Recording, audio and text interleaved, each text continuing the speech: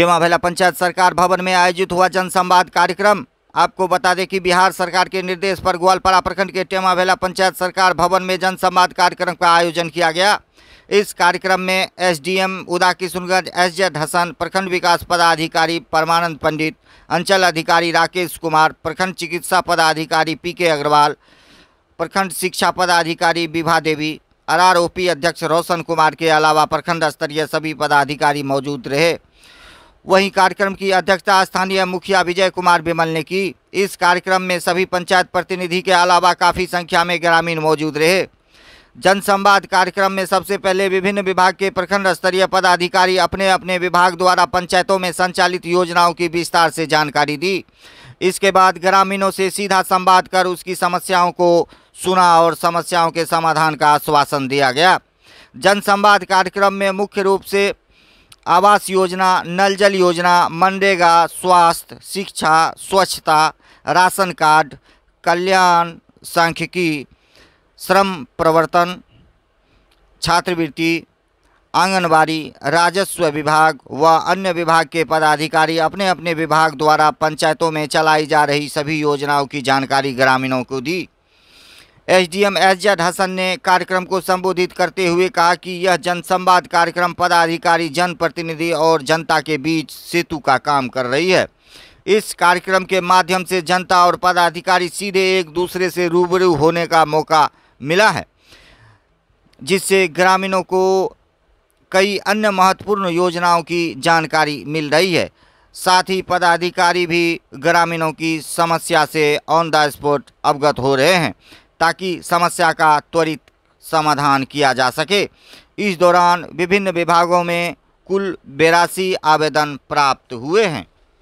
जितनी भी योजनाएं यहाँ के आम लोगों के लिए जो बना है, इन पंचायत के लोग उसका लाभ उठाएं।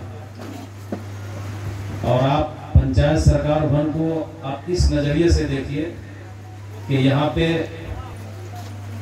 जितनी भी योजनाएं हैं, जैसे ब्लॉक अंचल के, चाहे वो म्यूटेशन के मामले हों, चाहे वो वृद्धा पेंशन के मामले हो, इंदिरा आवास के मामले हो, एक्जीक्यूटिव असिस्टेंट, बाकी अन्य कर्मी भी पंचायत सरकार भवन में बैठेंगे। इसको हम लोगों को संचालित करना, भवन तो बन गया, इसको संचालित करना और संचालित हो भी रहे।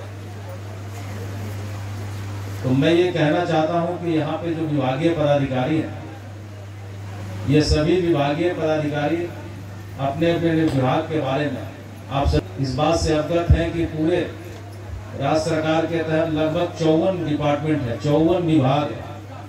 और ये सभी विभाग किस चीज के लिए है? ये आम लोगों के लिए है। आम लोगों को जो सुविधाएं मिलनी चाहिए, जो सरकार के स्तर से जो लाभ मिलना चाहिए, जो आपकी चिंता है उसको कैसे दूर किया जाए, जो आप चाहते हैं कि हमारे जो सरकारी योजनाओं का जो लाभ मिलना है, उस लाभ के तहत हम कैसे भली भांति लाभ से अपने आप को अवगत कराएं, ये चीज जानना बहुत जरूरी है। सभी विभाग के पदाधिकारियों को इसलिए बताया गया है यहाँ पे। और मुख्य रूप से जो प्रखंड में वो जो आप लोग बातचीत मत कीजिए, वहां पे सरकार की चल रही है, आप लोगों को सीधा समझ में आता है कि ब्लॉक है, अंचल है, सीडीपीओ है, मनरेगा है, पैक्स है, आपूर्ति है, बस इतने डिपार्टमेंट आपको दिखाई देता है, क्योंकि आम लोगों का जुड़ाव इससे ज्यादा रहता है। तो इसमें समस्या ये है, जानकारी लेने की बात है, जो ये जन संवाद है। आपको एक दिन पहले शिविर लगाया गया था, कैंप लगाए गए थे। जो आवेदन, जो सुझाव, जो बातें आपके पंचायत से रिलेटेड जो समस्या है, उसके लिए अलग अलग डिपार्टमेंट के द्वारा 15 काउंटर यहाँ पे लगाए गए। और कल भी यहाँ पे हमारे प्रखंड के कर्मी पदाधिकारी उपस्थित रहे और आपके आवेदन को यहाँ पे प्राप्त किया, जिसको स्क्रूटनाइज करके फिर उस समस्या से हम लोग अवगत हुएंगे और उस समस्या का समाधान करेंगे। आज मुख्य रूप से जनसंवाद है, वो समस्याएं जो आई हैं, सभी पदाधिकारी को अपने डिपार्टमेंट के बारे में पता है और उसके संदर्भ में अपने बातों को आपको अवगत कराएंगे। कुछ जानकारी के अभाव में हम लोग करते क्या है कि हमको कहीं और जाना है, चले जाते हैं कहीं और। तो सरकार की ये मंशा है माननीय मुख्यमंत्री जी की ये मंशा है और उनका ये निर्देश है कि हम लोग जो योजनाएं सरकार चला रही है और जिसका आप लाभ ले रहे हैं, आपको पता होना चाहिए कि आप इन योजना का लाभ ले रहे हैं और ये योजना से अभी आप वंचित हैं, उसको कैसे लाभ पहुंचाया जाए। जैसे अभी प्रखंड शिक्षा प्रसार पदाधिकारी ने आपको बताया कि इतनी स्कीम चल रही है जिसमें बच्चों को MDM का भोजन मिल रहा है, छात्रवृत्ति मिल रहे हैं, पोशाक योजना के तहत राशि मिल रही है, निःशुल्क शिक्षा मिल रही है, निःशुल्क पुस्तक मिल रहा है, आपको उपस्थिति सुनिश्चित करानी है, शिक्षक सभी नियमित आ रहे हैं।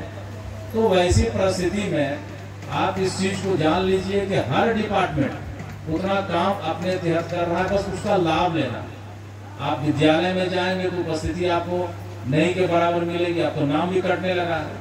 बच्चों को शिक्षित कराना सबसे बड़ी बात है। जब बच्चे हमारे शिक्षित होंगे, समाज शिक्षित होगा, तो हमारा परिवार तरक्की करेगा, हमारा पंचायत, हमारा गांव, हमारा राज्य, हमारा देश सभी तरक्की करेगा। इसलिए शिक्षा सबसे महत्वपूर्ण है। अब स्वास्थ्य विभाग के बारे में MIC साहब ने बताया कि कितने लाभ महिलाओं को मिलता है उसमें। आप जानते हैं हर तरह का लाभ, इम्यूनाइजेशन हो, आप आंगनवाड़ी सेविका के माध्यम से बच्चों को जो लाभ मिल रहा है, केंद्र हर जगह खुले हुए हैं। तो स्वास्थ्य है, आंगनवाड़ी केंद्र है, शिक्षा के लिए विद्यालय है, ये सारी बेसिक चीज ये आपको इसका लाभ पहुंचा रही है। आपूर्ति विभाग के द्वारा आपका राशन कार्ड बन रहा है, उसमें अनाज मिल रहा है, अन्य जितनी भी योजनाएं हैं आप देखेंगे पैक्स के माध्यम से निबंधित हो रहे हैं किसान और उनका धान सीधा क्रय हो रहा है। आपको पता होगा, हमको याद है जैसा कि पिछले 3 वर्ष पहले काफी समय लग जाता था हम लोगों को, मतलब भुगतान करने में सालों लग जाता था किसान को, लेकिन अभी आप देखिए 48 घंटे में भुगतान हो रहा है। तो ये सारे चीजों में निरंतर सुधार हुआ है और लगातार ये जनसंवाद के माध्यम से सरकार ये चाहती है कि कुछ सुधार है तो फिर उस पर भी सुधार किया जाए, क्योंकि जब तक ये सुधार नहीं होगी, कहीं कोई दिक्कत है, कहीं कोई परेशानी है, तो उसको आप दूर करेंगे। आपको देखिए घर घर जल नल की योजना है, हर वार्ड में टैंक लग गए हैं, पानी जा रहे हैं, कुछ समस्या भी आ रही है, खराब भी हो रहे हैं, उसके लिए संवेदक बहाल है। लगातार जिला प्रशासन सतत उसमें निगरानी रख रही है कि भाई ये योजना जो योजनाएं हैं, तो निश्चित रूप से जब कोई योजना शुरुआती दौर में चलती है तो उसमें ये सारी समस्या आती है और धीरे धीरे उसको सुदृढ़ करके दूर कर लिया जाता है। आप याद होगा आपको, जब आपको 7 निश्चय योजना प्रारंभ हुआ था, उस 7 निश्चय योजना में आपको एक चीज देखने को मिला होगा, लोग पहले सोच रहे थे ये कैसे संभव होगा कि गांव-गांव में पक्की सड़क बन जाएगी, PCC सड़क बन जाएगा, है ना। हर आदमी कादो पानी में उतर रहे थे। आज के 5 साल 7 साल पहले की बात बता रहा हूँ, 12 के पहले हर गांव में कहीं पर मुख्य सड़कों के अलावा जो अन्य सड़कें होती थी वो बारिश के दिनों में लोगों को चप्पल के बिना चलना पड़ता। लेकिन आज आप देखिए कि हर गांव में, हर गली में आपको पक्की गली नाली योजना के तहत सड़क मिलेगी, PCC सड़क मिलेगा, चाहे वो 4 फीट चौड़ी हो, 3 फीट चौड़ी हो। तो आप शहरीकरण की ओर चले गए।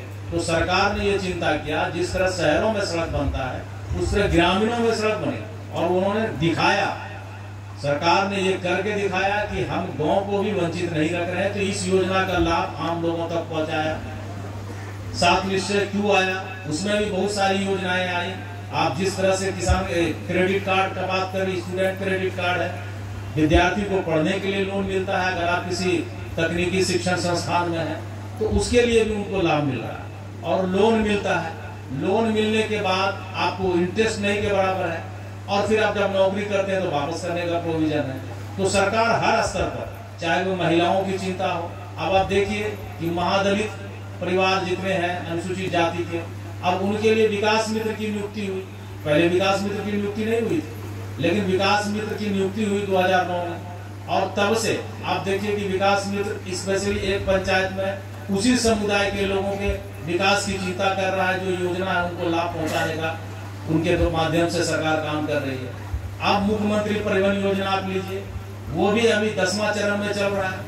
हर ब्लॉक में 2 SC ST और अत्यंत पिछड़ा वर्ग के लोग जो गरीबी रेखा के नीचे काम कर रहे हैं, उनको स्वरोजगार के लिए सरकार सब्सिडी दे रही है।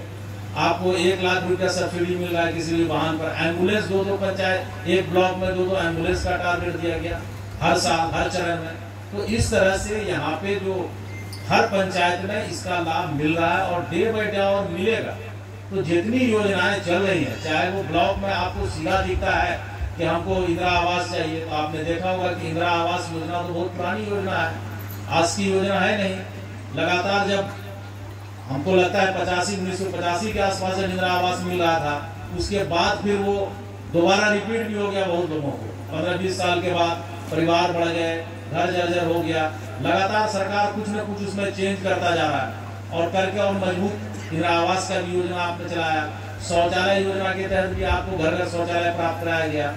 ICDS में बहुत सारे चेंजेज में गोद भराई है, धात्री महिला है, गर्भवती महिला, परवरिश योजना है, जिसमें जिसके माता पिता नहीं है और किसी कारणवश डेथ कर गए हैं या फिर HIV पॉजिटिव है, काम कर रहे हैं या पूरी तरह से शारीरिक रूप से निशक्त है, तो ऐसी परिस्थिति में उनके बच्चों को परवरिश योजना के तहत आंगनवाड़ी सेविका के माध्यम से स्वीकृत होकर आते हैं। हमारे माध्यम से जिला में स्वीकृति प्राप्त होती है और वहाँ पे आपको उसका लाभ मिलता है कि सरकार उसको 18 वर्ष की आयु तक पढ़ाने लिखाने का खर्च जो 1000 रुपये है महीना उनके खाते में जाता है। तो ये योजना का भी लाभ इस जगह मिला है।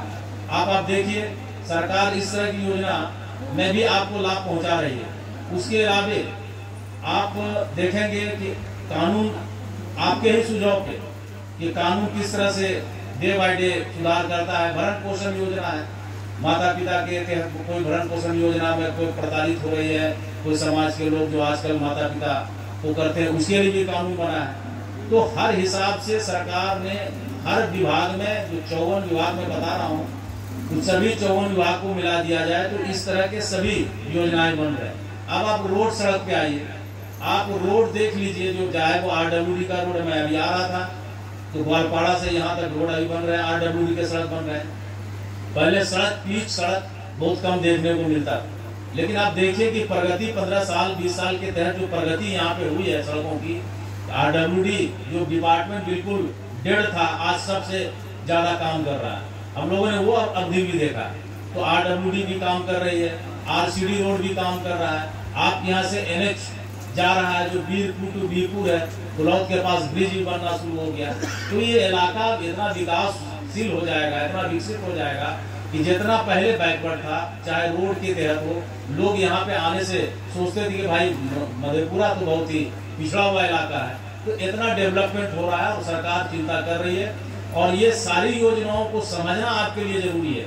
ये जनसंवाद होना कि भाई ये योजना चल रही है, इसका आप लाभ लीजिए। होता क्या है कि आप नहीं लाभ लेते हैं तो वो पैसा लैप्स हो जाता है, वो सरकार को वापस चला जाता है, कुछ आंशिक राशि केंद्र राज्य की मिलके आती है, वो बैक चला जाता है। तो आपको इसका लाभ लेना और लाभ लेने में जहाँ भी जो एजेंसी है, जो भी डिपार्टमेंट है, वो इसका लाभ दे, इस पे फोकस करने की आवश्यकता है।